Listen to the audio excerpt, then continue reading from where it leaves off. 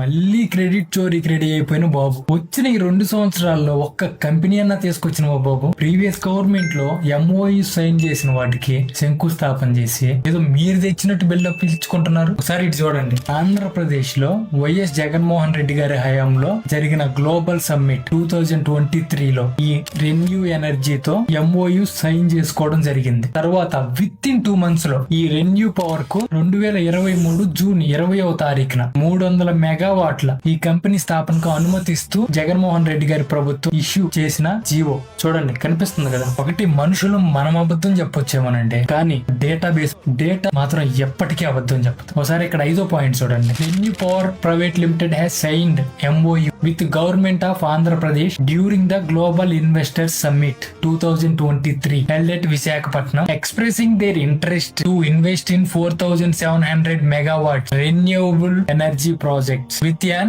investment of 25,000 crores. కనపడుతుంది కదా, ఇక్కడ క్లియర్ గా మెన్షన్ చేశారు. ఈ జియోలో మెన్షన్ చేసిన పాయింట్స్ అన్ని ఏంటంటే, ఒక మాటలో చెప్పాలంటే, మేము మీకు ల్యాండ్ అలాట్ చేసి మీకు మొత్తం అప్రూవల్ ఇచ్చి డిపార్ట్మెంట్ కి పంపించాము, మీరు ఇంకా ప్రాజెక్ట్ ని ఎగ్జిక్యూట్ చేయొచ్చు అని అర్థం. ఇంత కళ్ళ ముందు ఇంత క్లియర్ గా ప్రూఫ్స్ కనపడుతున్నా కూడా ఈ కూటమి ప్రభుత్వం వాళ్ళు ఏం చేయాలనుకుంటున్నారు, మీరు కాదు మేమే తీసుకొచ్చాం, అంతా మాదే అని చెప్పి అబద్ధాలు. వీళ్ళ చీప్ పాలిటిక్స్ చదువుకున్న వాళ్ళు బయటికి రానంత వరకు. ఆంధ్రప్రదేశ్ జనాలారా, ఒక్కసారి రియాలిటీలోకి రండి. మంచి చేస్తుంది ఎవరు, కంపెనీలు తీసుకొచ్చింది ఎవరు, దాన్ని క్రెడిట్ చోరీ కొట్టారని చూస్తుంది ఎవరు. నేను ఇక్కడ డేటాతో సహా మీకు చూపిస్తున్నాను. దీని మీద మీ ఒపీనియన్ ఏంటనేది కామెంట్ లో తెలియజేయండి.